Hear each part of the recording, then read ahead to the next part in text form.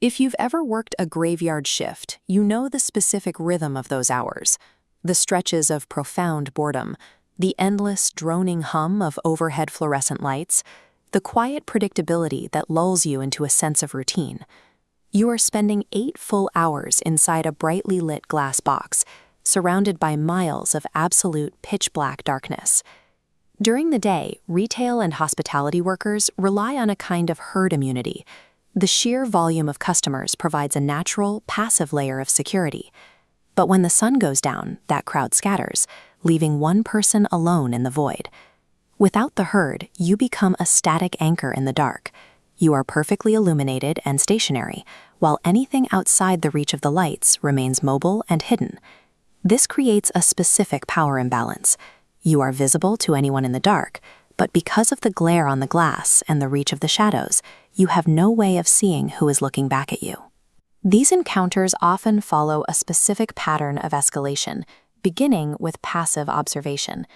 Take the case of a desk clerk working a slow weeknight at a small hotel. A man in his mid-40s checks in, swiping a card and taking a key for the second floor, but he never goes to his room. Instead, he walks into the dark lobby lounge, sits on a couch facing a blank TV, and spends the next hour staring silently across the room, directly at the clerk. When the clerk checks the computer system, she finds an empty check-in log. No name, no payment. The room he supposedly rented is listed as vacant. The card swipe was a prop. He never actually checked in. He used the appearance of a guest to secure hours of access. He paced the hallways. He stood outside random guest doors. He mapped the building's blind spots and continually shifted his position to monitor the clerk from the corners of the lobby. In this first phase, the goal isn't immediate contact. It's about gathering intelligence. The intruder is testing the building's physical security, measuring the workers' situational awareness, and learning exactly how long they can linger before anyone notices they don't belong.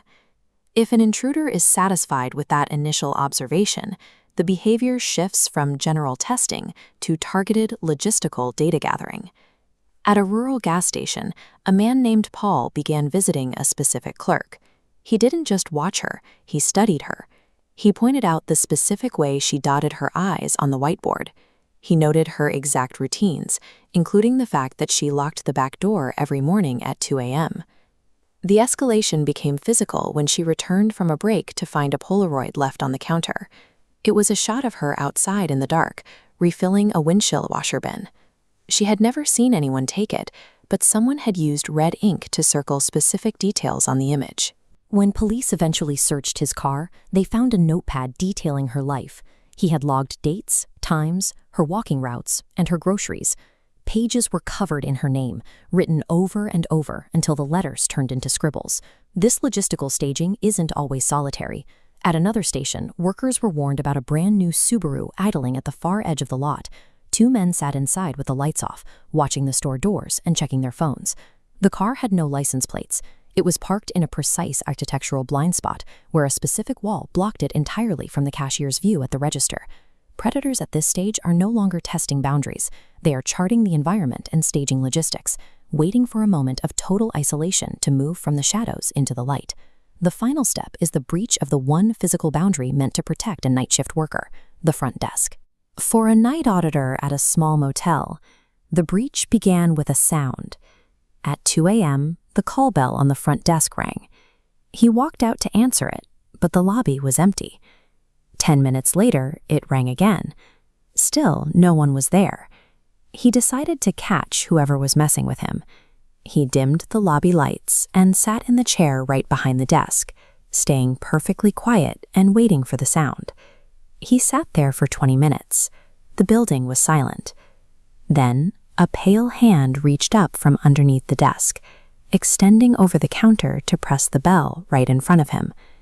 After he fled to the back office, the security cameras revealed the truth.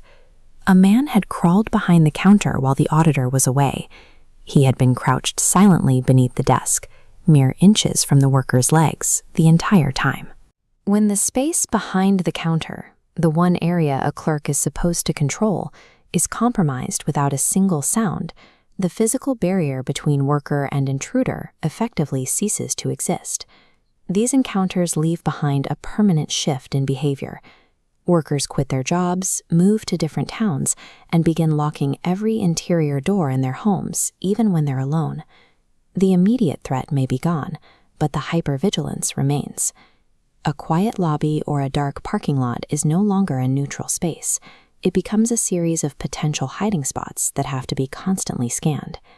We rely on the assumption that locks and bright lights create a perimeter of safety, but these stories show how that environment can be manipulated. The lights that let you see the store also make you a target that can be studied from the darkness. The lasting terror of the graveyard shift is the realization that you can look out into a silent, empty lot, convinced you are by yourself, while someone just out of sight is waiting for you to look away.